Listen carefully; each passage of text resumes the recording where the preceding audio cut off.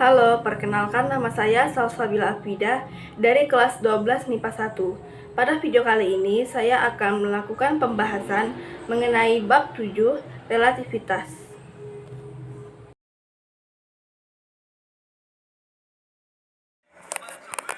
A. Gerak relatif.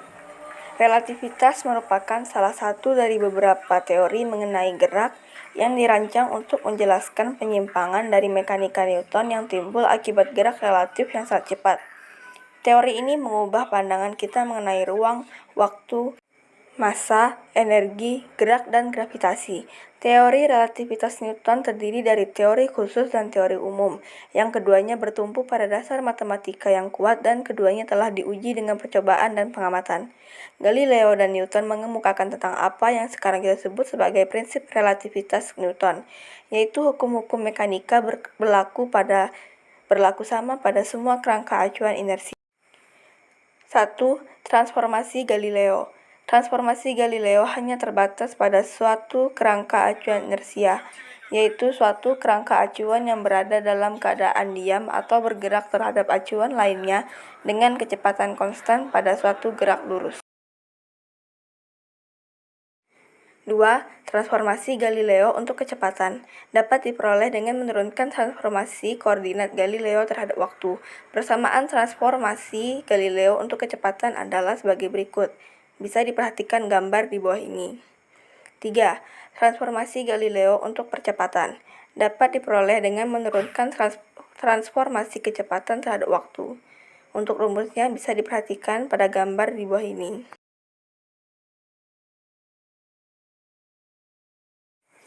Selanjutnya B. Teori relativitas khusus dikemukakan oleh Albert Einstein yang mempersoalkan kerangka acuan yang dipercepat satu terhadap yang lain. 1. Postulat dalam teori relativitas khusus. A. Hukum postulat pertama. Hukum-hukum fisika dapat dinyatakan dalam persamaan yang berbentuk sama pada acuan yang bergerak dengan kecepatan tetap satu terhadap yang lain. B. Postulat kedua.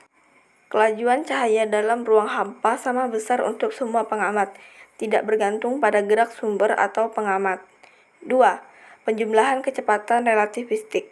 Menurut Einstein, perumusan tentang gerak dari Newton perlu diperbaiki apabila gerak benda mendekati kecepatan cahaya. Untuk memudahkan penjumlahan kecepatan relativitas Einstein, perhatikan kerangka acuan S dan S aksen pada gambar berikut.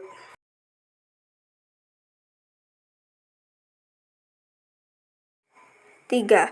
Transformasi Lorentz. Transformasi Galileo hanya berlaku jika kecepatan-kecepatan yang terlibat jauh lebih kecil daripada cepat rambat cahaya atau c. Untuk kecepatan yang hampir mendekati c diperlukan transformasi baru yaitu transformasi Lorentz. Nah, selang waktu acuan bergerak T tidak sama dengan selang waktu menurut kerangka acuan bergerak T aksen. Jika kita anggap transformasi ini adalah linear, hubungan transformasinya akan mengandung suatu penggali Y yang disebut tetapan transformasi. Untuk persamaannya bisa diperhatikan pada gambar di bawah sebelah kiri. Kemudian untuk hasil transformasi Lorentz beserta rumus transformasi Lorentz untuk kecepatan dapat diperhatikan pada gambar di sebelah kanan.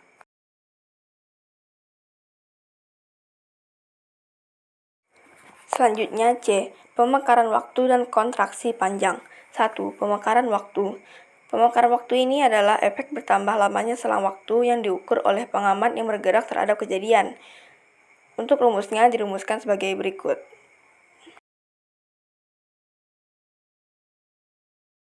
2. Kontraksi panjang merupakan akibat dari transformasi Lorentz di mana panjang suatu benda akan mengalami suatu perubahan jika suatu benda bergerak relatif terhadap pengamat yang diam. Panjang benda itu akan mengalami penyusutan apabila dibandingkan dengan panjang benda ketika diam terhadap pengamat yang dapat dirumuskan sebagai berikut. Bisa diperhatikan pada foto di bawah ini. D. Massa, momentum, dan energi listrik. 1.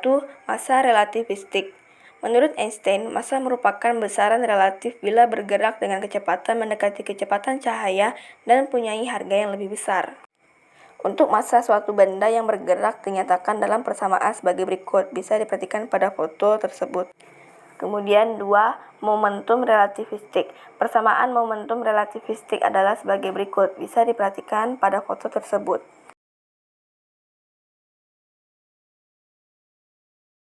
3. Energi relativistik. Energi kinetik dirumuskan sebagai berikut, bisa diperhatikan pada gambar di atas. Kemudian Einstein memberi tafsiran bahwa mc2 adalah energi total benda ketika bergerak dengan kecepatan v dan mOc2 adalah energi ketika benda diam. Selanjutnya contoh soal.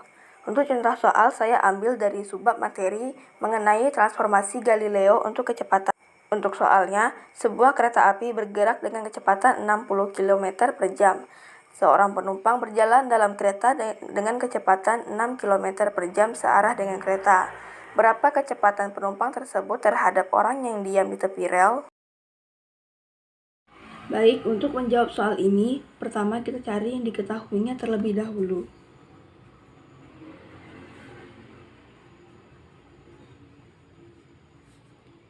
Diketahui V-nya sama dengan 60 km per jam. Kemudian UX aksennya sama dengan 6 km per jam.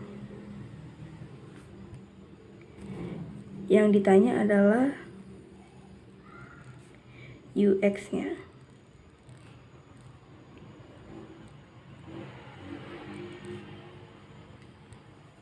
Untuk menjawab soal ini, kita gunakan rumus UX aksen sama dengan UX dikurang V.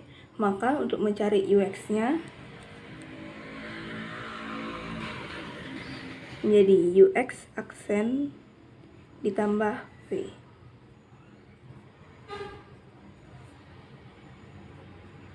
Maka hasilnya 66 km per jam.